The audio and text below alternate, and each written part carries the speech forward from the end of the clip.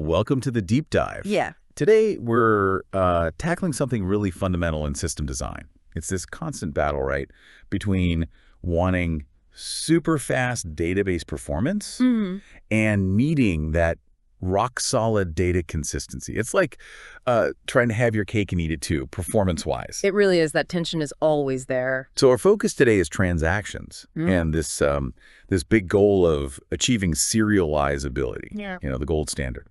But crucially, doing it without grinding everything to a halt. Yeah, without those huge performance hits we usually see. Exactly.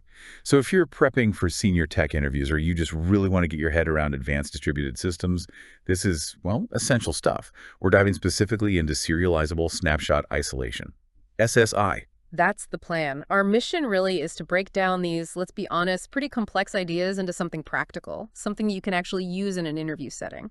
And SSI, it's genuinely interesting because for ages it felt like you had this stark choice. Strong consistency, but slow, or faster performance, but with these weird data bugs lurking. Right, the subtle ones that bite you later. Exactly. SSI offers a way through that. It bridges the gap. The key thing to grasp is that it gives you full serializability, but with surprisingly good performance characteristics. It really changes the game. Okay, let's unpack that. Yeah. Because thinking back, concurrency control often felt like, well, a bit of a bleak picture, didn't it? It definitely could. You had traditional methods like two-phase locking, 2PL, which just hangs under load, or even serial execution. Perfect isolation, sure, but it just doesn't scale, like forcing all traffic over a single lane bridge. One car at a time. Yeah. And then on the flip side, you have weaker isolation levels, better speed, okay, but then you risk lost updates, right skew, those weird phantom reads. It honestly felt like serializable isolation and good performance just couldn't coexist. Yeah. Why was that trade-off so harsh historically? Well, it comes down to how they achieved consistency. Historically, full serializability meant essentially running transactions one by one or using these really heavy locks. Blocking everything. Blocking everything, which naturally limits your throughput and makes latency unpredictable. Building high-performance, strongly consistent systems was just hard. Yeah. But that's where SSI flips the script. Yeah. It's actually not that old. First described around 2008. Came out of Michael Cahill's PhD thesis. And what's pretty cool is how quickly it got picked up. I mean, when PostgreSQL added it in version 9.1. Right, PostgreSQL 9.1, I remember that. Yeah, that felt like a big deal. Suddenly, this research concept was, practical. And you see similar ideas in distributed databases, too, like Foundation DB. Yeah. It's definitely proven its worth. So breaking that old pattern. Yeah. What's the fundamental difference? What does SSI actually do differently? It's all about the philosophy, really. Pessimistic versus optimistic concurrency control. Pessimistic methods, like 2PL or serial execution, they operate on a wait if there's any doubt principle. If anything might go wrong, just wait. The single lane bridge again. Very cautious. Exactly.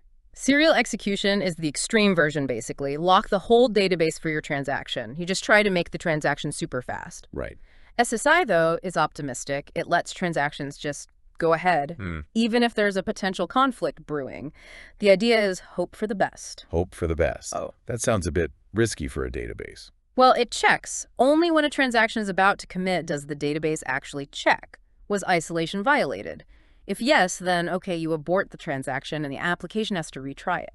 Okay. So it's not just blind hope. There's a validation step. Like drivers at an intersection, they go, but if there's a conflict, someone backs up. Precisely. That's a good analogy. But that retry model, it feels different. If you're used to locks preventing problems, how do you build reliable systems when you expect some transactions to fail and need retrying? What are the catches with optimism? That's a really sharp point.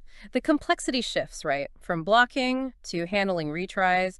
Optimistic approaches like SSI can struggle under very high contention. Contention meaning lots of transactions hitting the same data. Exactly. If many transactions are trying to modify the same rows, you'll get a lot of aborts. And if your system's already busy, the extra load from retries can actually slow things down. Okay, so it's not a magic bullet for all scenarios. No, but here's the flip side. If you have spare capacity and contention isn't super high, which is often the case, optimistic can be much faster because there's no blocking. SSI basically optimizes for the common case where things don't conflict.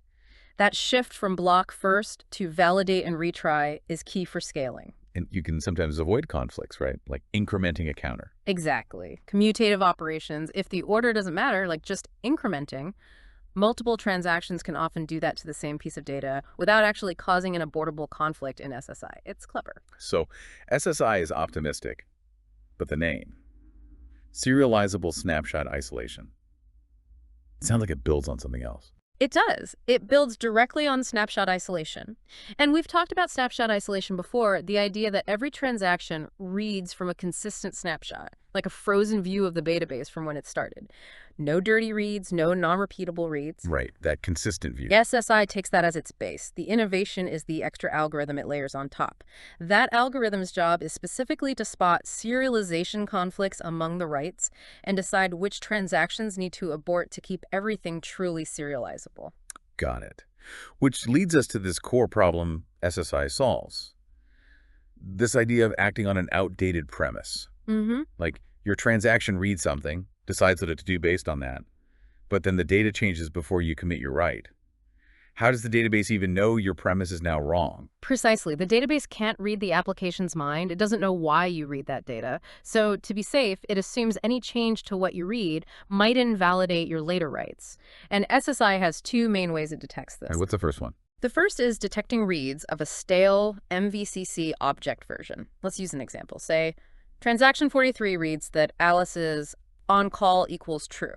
Okay? All right, Alice is on call. But maybe transaction 42 already started changing Alice's status, but it hasn't committed yet. Because of MVCC rules, remember, multi-version concurrency control gives each transaction its own view. Transaction 43 ignores 42's uncommitted change. It sees Alice as on-call equals true. Right. It sees the snapshot from before 42's change was visible. Exactly. But here's the twist. By the time transaction 43 is ready to commit, transaction 42 has committed. Now, the fact that Alice was on-call equals true, which was the premise for 43's work, is actually stale. It's outdated. Because the truth has changed underneath it. Yes. SSI is smart enough to track these writes that were initially ignored. If one of those ignored writes commits before you do, SSI knows your premise might be stale, and transaction 43 has to abort. But it waits until commit time to abort. That seems late. If the premise is known to be stale earlier, why wait? What's the logic there? And how do we handle that delay in our code? In an interview, how would you contrast that with, say, 2PL? Yeah, it seems counterintuitive, but it's actually quite clever. Why defer? Well, first, what if transaction 43 was just reading, no writes planned? If it's read-only, there's no risk of write skew, so no need to abort it just because something it read changed. Okay. Avoid unnecessary aborts for leaders. Right. And second, what if transaction 42, the one that made the change, actually aborts itself, or maybe it's still running when 43 tries to commit? In those cases, the read wasn't actually stale at the point of commit. So deferring avoids aborting prematurely. It keeps snapshot isolation's nice property of supporting long-running reads. So it optimizes for not aborting unless absolutely necessary. Exactly. Comparing it to 2PL in an interview, you'd stress SSI's non-blocking reads, the predictable read latency, but you must acknowledge the trade-off. The application now has to handle potential aborts and retries gracefully. That's where the complexity moves. And that operational edge case, what if transaction 42 takes ages to commit? Good point. That increases the window where 43 might be working on stale data, making an abort more likely when 42 finally commits. Your retry logic needs to anticipate that. That makes sense. Okay, so that's detecting stale reads. What's the other way conflicts arise? The second mechanism is detecting writes that affect prior reads. This is kind of the flip side. It's about the database noticing when transaction A writes something that transaction B already read earlier. Right. Give me an example. Let's say both transaction 42 and 43 need to know how many doctors are on call for a specific shift. They both run a select count star query for, say, shift ID 1234. Okay, both checking the same shift count. Now, the database needs to remember that both transactions read information related to shift ID 1234. It often uses an index on shift ID for this tracking the index range they scanned. Think of it like leaving little tripwires on the data they touched. Tripwires, I like that. Not locks, but notifications. Exactly. They don't block anyone. Now, suppose transaction 42 then updates Alice, changing her status within that shift from on-call equals true to false. That write potentially changes the result of the select count star that transaction 43 already performed. It tripped the wire. It tricked 43's wire, so transaction 42 might commit successfully, no problem yet. But when transaction 43 later tries to commit, the system checks its tripwires. It sees that 42 made a change that affected its prior read, and 42 has already committed. So to maintain a serializable order, transaction 43 has to abort. That's really elegant. Using indexes not just for speed, but for conflict detection. This brings up indexing strategy, which is huge in interviews. How do you design indexes specifically to help SSI? What are the anti-patterns? And how different is this tripwire from, say, an intent lock in SQL Server? Great questions. Indexing is critical. Fine-grained indexes are your friend here. They let SSI track reads very precisely, reducing the chance of false conflicts and unnecessary aborts. So more specific indexes are better. Generally, yes. The anti-pattern, the big red flag, is missing indexes on columns frequently used in where clauses of queries within conflicting transactions. If there's no good index, the database might have to track reads at the whole table level. Ouch, that sounds like it would cause way more aborts. Way more aborts. Because it has to be conservative and assume any write to the table conflicts with any read from the table. As for intent locks, like in SQL Server, those are usually part of pessimistic locking. They signal an intention to lock something later, helping prevent deadlocks. SSI's tripwires aren't about prevention. They're optimistic detection flags recording I read this. They don't block, they just inform the commit time validation. Okay, so let's talk overall performance of SSI then. Right. There's that granularity trade-off we mentioned. Track everything precisely, you get more overhead. Track less precisely, it's faster bookkeeping, but maybe more false aborts.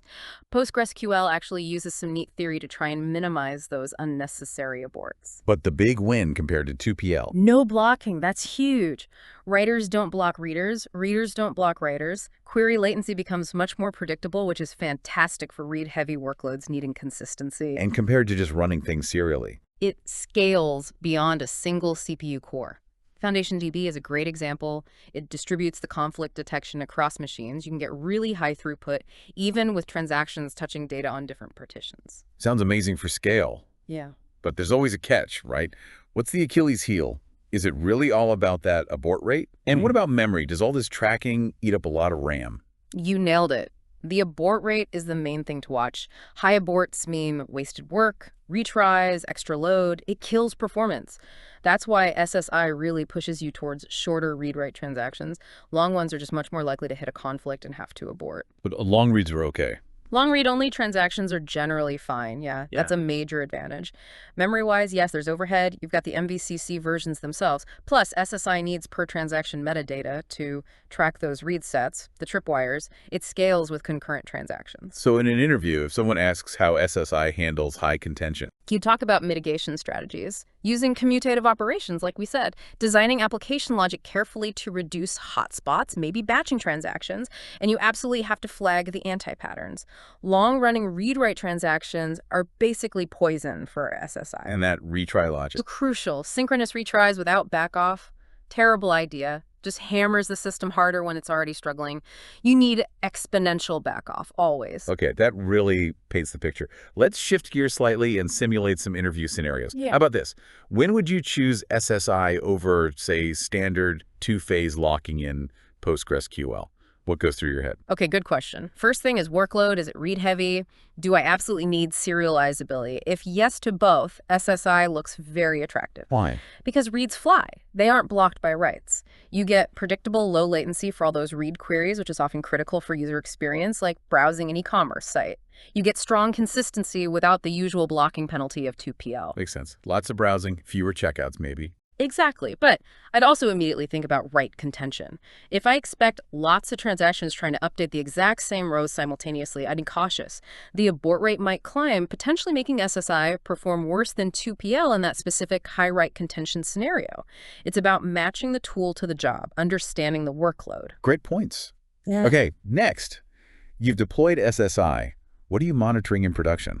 I definitely watch the abort rate like a hawk. Absolutely. Abort rate is number one, but you need more granularity. Per transaction type. Yeah, per transaction type, maybe per table, even per index range if possible. Yeah. Find the hotspots. Why are things aborting? Beyond aborts, I'd track the conflict detection, overhead CPU, and memory used by the SSI mechanism itself. And memory used specifically for tracking those read sets, the tripwires. Unset alerts. Definitely. Alert if the abort rate spikes, maybe above 1% or 5%, depending on the app. Use that monitoring data to find those anti-patterns, long transactions, missing indexes, and then tune things. Optimize indexes, maybe tweak the application logic. Got it. Final scenario, banking transfer. Got to be strongly consistent. How do you implement that with SSI, handling concurrent transfers? Okay, banking means serializability is a must, non-negotiable. With SSI, a transfer transaction would typically read account A's balance, read account B's balance, calculate the new balances, write the new balance for A, write the new balance for B. And the SSI magic happens at commit. Right, at commit time, SSI checks. Did anyone else change A's balance or B's balance since I read them? Did someone maybe close account A while I was processing? If any premise was violated by another committed transaction. Transfer aborts. Exactly. One of the conflicting transfers aborts and retries. This premise validation is perfect for banking. It prevents overdrafts from concurrent withdrawals, stops double spending, handles conflicts cleanly, and a huge plus. All those read-only audit queries banks run. They don't block transfers under SSI. Readers and writers don't block each other. That's massive for availability. That really highlights the power. Okay, this has been super valuable. So wrapping up, the big deal with SSI is how it cleverly mixes snapshot isolation speed with full serializability. That optimistic approach is key. Yeah, proceed optimistically, validate at the end, using those two detection tricks. Finding stale MVCC reads and spotting writes that affect earlier reads using those tripwires. With tripwires, yeah. And it's real-world stuff. In PostgreSQL and FoundationDB, it's a tool engineers need to understand. For sure. And think of the applications. E-commerce inventory, banking, like you said, social media feeds, even gaming leaderboards. Anywhere you need consistency with concurrency, understanding this stuff really sets you apart, especially in interviews. Absolutely. It makes you wonder, doesn't it? As tools like SSI become more common, how is that going to change how we even think about designing these big, real-time distributed systems in the future? Food for thought. Well, thank you for joining us on this deep dive. If this helped you out, please do hit like, subscribe for more system design and interview content, and definitely drop a comment. Tell us your thoughts, or maybe a concurrency nightmare you've dealt with. Yeah, we'd love to hear from you. And please share this with anyone you know who's sweating that next system design interview. And remember, digging into these fundamentals, understanding how these systems work underneath, that's how you build truly great scalable applications. Keep learning.